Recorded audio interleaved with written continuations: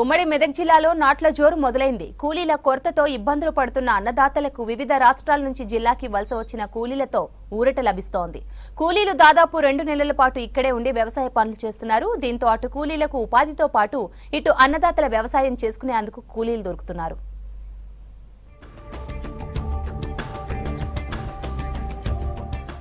పంట పొలాల్లో గతంలో మహిళా కూలీలే ఉండేవాళ్లు. నాట్లు వేయాలన్నా, కలుపు తీయాలన్నా, కోతలకైనా మహిళా కూలీలే పనికొచ్చేవారు. ఇప్పుడు అంతా మారిపోయింది. నార్త్ నుండి వచ్చిన మగవాళ్లు కూడా నాట్లు వేసుకుంటూ చకచక పని కానిచ్చేస్తున్నారు. రోజువారీ కూలీలలాగా కాకుండా ఎకరానికి కొంత అమౌంట్ మాట్లాడుకొని 2-3 రోజుల్లో చేసే పని ఒక రోజులోనే చేసి వెళ్తున్నారు. పని తొందరగా అవుతుండటంతో వీరికే ప్రాధాన్యత ఇస్తున్నారు రైతులు. దీనివల్ల మాకు ఏమవుతుందంటే అధిక ఖర్చులు ఏర్పడుతున్నాయి. ఆ కూలీలను పిలుచుకోవడం వల్ల, ఇక్కడ తీసుకురావడం వల్ల, ఆ ట్రాన్స్పోర్ట్ ఛార్జీలు కానీ, వాళ్ళకి ఇక్కడ షెల్టర్ని ఇవ్వడం కానీ, మళ్ళీ వాళ్ళ ఫుడ్ అరేంజ్ చేయడం కానీ, ఇటువంటి వల్ల కూడా మాకు ఇంకా కొద్దిగా అధిక భారం పడుతుంది.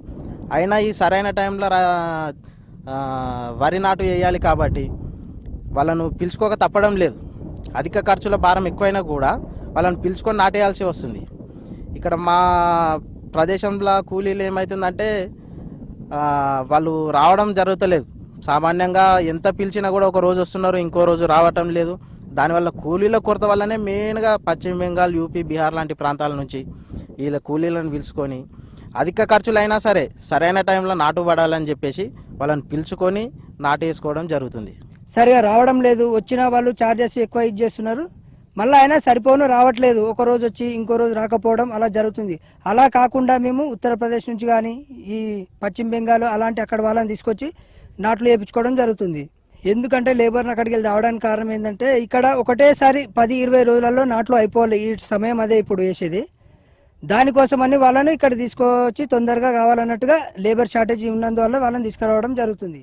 కొన్ని రోజులుగా కూలీల కొరత ఎక్కువైంది. చాలా మంది ఉపాధి పనులకు వెళ్తుండటంతో కూలీలు దొరకడం కష్టంగా మారింది. అయితే బీహార్, యూపీ, ఒరిస్సాల నుంచి వచ్చే కార్మికులందరూ ఇప్పుడు పొలం బాట పడుతున్నారు. ఫ్యాక్టరీలు, రైసు మిల్లులు, ఇటుక బట్టీల్లో లేబర్, హమాలీలుగా పనిచేసేందుకు మన రాష్ట్రానికి వలస వచ్చేవాళ్లు. ఆ పనులు చేస్తూనే గ్రూపులుగా పొలం పనులు కూడా చేస్తున్నారు. పొలాల్లో పనిచేసేందుకు వస్తుండటంతో కూలీల కొరత కూడా మన రైతులకు తప్పింది. 3 ఏళ్ల క్రితం అక్కడక్కడ కనిపించే వలస కూలీలు ఇప్పుడు అంతటా విస్తరించారు. నార్త్ వ్యవసాయ కూలీలకు డిమాండ్ ఉండటంతో రైతులు ముందుగానే అడ్వాన్సులు ఇచ్చి నాట్లకు మాట్లాడుకుంటున్నారు రైతులు. और यहाँ काफ़ी अच्छा काम लग रहा है, काफ़ी अच्छा पैसा पैदा हो रहा है और यहाँ अच्छा लगता है और काम करने में भी, और यहाँ के लोग भी बढ़िया हैं और एरिया भी अच्छा लगता है। यहाँ धान लगाने आया हूँ, काफ़ी अच्छा लग रहा है और रोज़ का 6 एकड़ डालता हूँ और अच्छा बहुत लगता है। ठंडी नहीं लगती है, अपने यहाँ ठंडी बहुत है लेकिन यहाँ ठंडी नहीं लगती है। दिन का 6 एकड़ रोज डालता हूँ।